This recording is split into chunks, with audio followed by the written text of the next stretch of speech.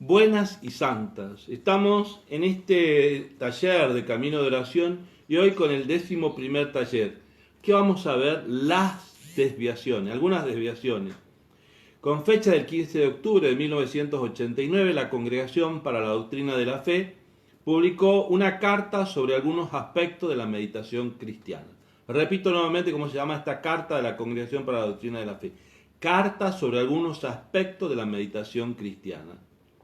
Dado el interés que ha suscitado diversas formas de meditaciones ligadas a algunas religiones orientales, se ve la necesidad de dar criterios a la Iglesia a través de la Congregación para la Doctrina de criterios seguros que permitan educar en la oración, permaneciendo en la luz de la verdad revelada en Jesús. Vamos a presentar algunos aportes principales de este valioso documento. En primer lugar, la oración y la revelación.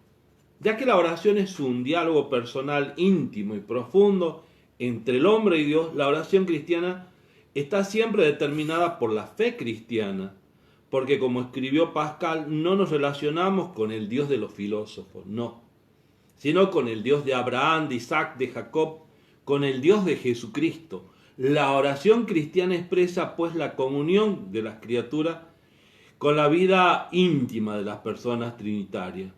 A ver si entendemos esto. No, acá no estamos con el Dios que se reflexiona o que se tiene concepto en la filosofía, sino con el Dios revelado en Jesucristo.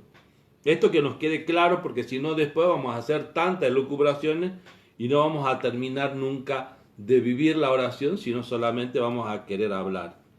El cristiano reconoce a Dios como Padre y Creador junto con el antiguo Israel, alaba a Dios presente en la creación y en el destino de cada hombre.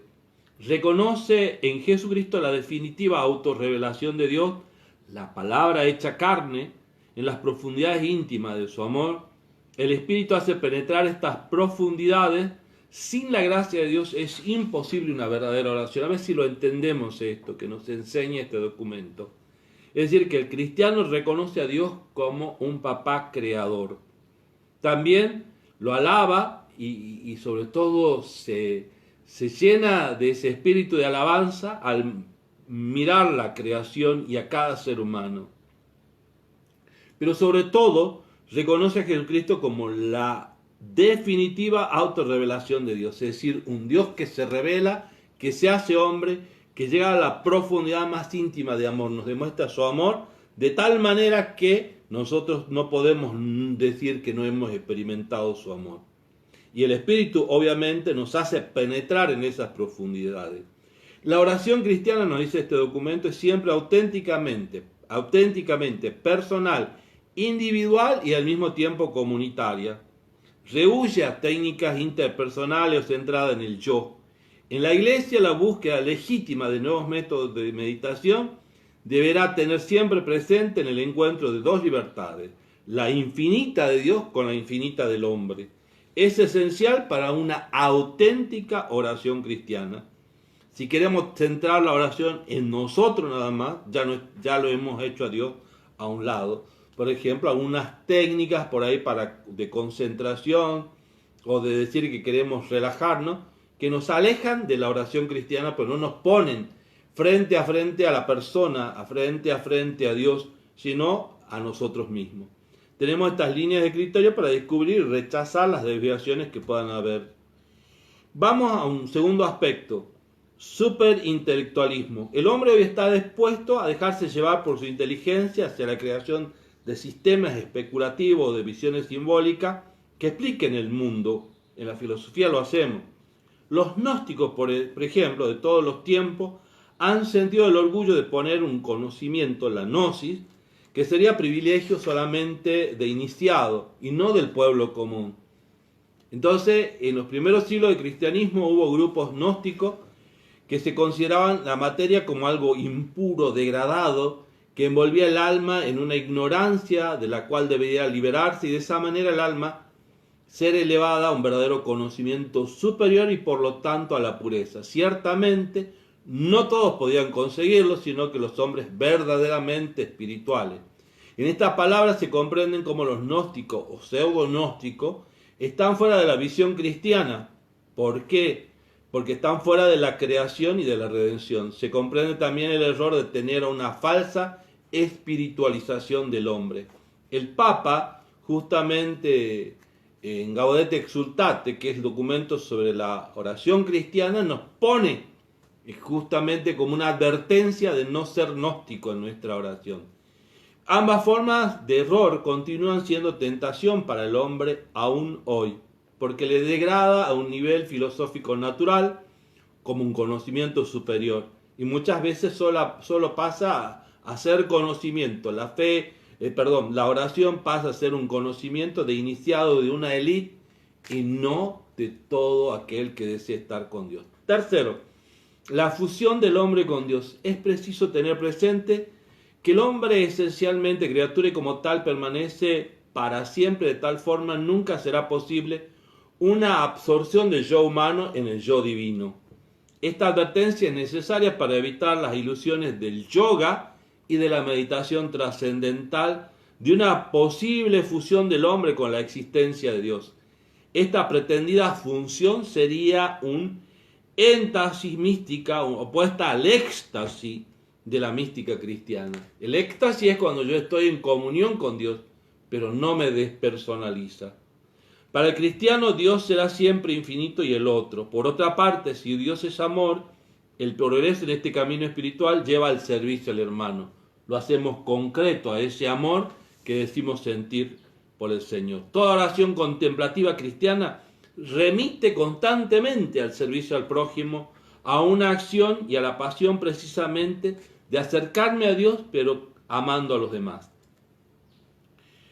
Culto a los métodos. La experiencia humana demuestra que la posición y la actitud del cuerpo no dejan de tener influencia sobre el recogimiento y la disposición de espíritu. En la oración el hombre entero debe entrar en relación con Dios y por consiguiente también su cuerpo debe adoptar la postura más propicia para el recogimiento. Tal posición puede expresar simbólicamente la misma oración.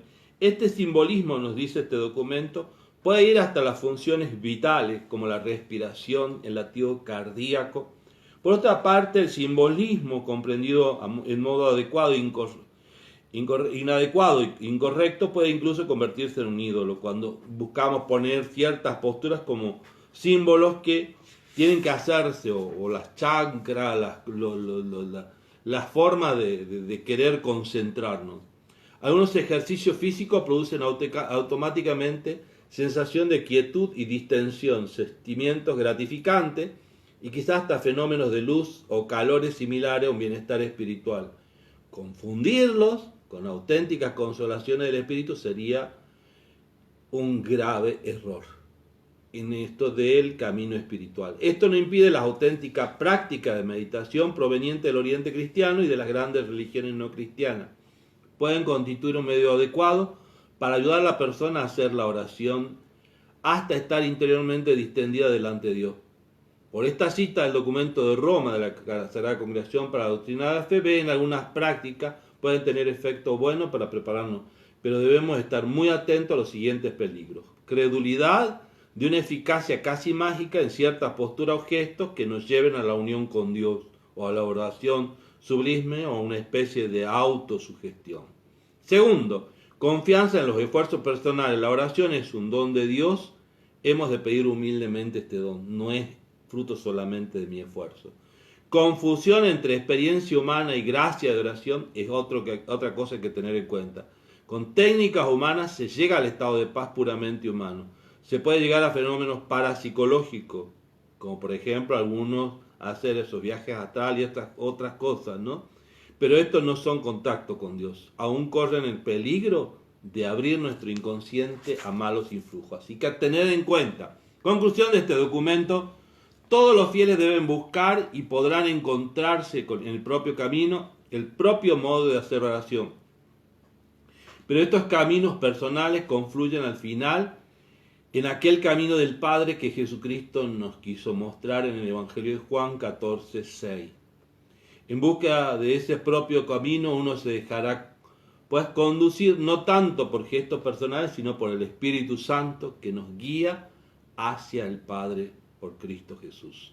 El amor de Dios, único objeto de la contemplación cristiana, es una realidad de la cual uno no se puede apropiar con ningún método, es decir, que yo no puedo agarrarlo a Dios.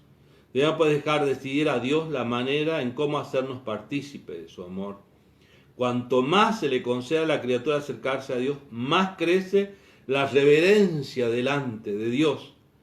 Tanto más crece en ella la reverencia delante de Dios al 3 veces santo. Se comprende entonces la palabra pronunciada. Es puesto sus ojos en la humildad de su esclava. Y por fin, recordemos que Jesús pidió a su Padre que fuéramos santificados en la verdad y nos comunicó el Espíritu Santo para que nos conduzca a toda esta verdad. En la oración queremos entrar en comunicación con el verdadero Dios, no con un Dios imaginado por nosotros. Queremos encontrarnos verdaderamente con Dios y no quedar ilusionados por estados de conciencia que hemos provocado. Para esto debemos fundarnos en la revelación, en la palabra de Dios y pedir a Él su gracia, es decir, que actúe en nosotros y nos comunique su presencia. Esta actuación de Dios es indispensable, ya que sin Él nada podemos hacer, según el Evangelio de Juan, capítulo 15, versículo 5. Ojalá que nos haya ayudado estas cosas a no mezclar la oración con cosas que no son cristianas. Que el Señor los bendiga y guarde. En el nombre del Padre, del Hijo y del Espíritu Santo. Amén.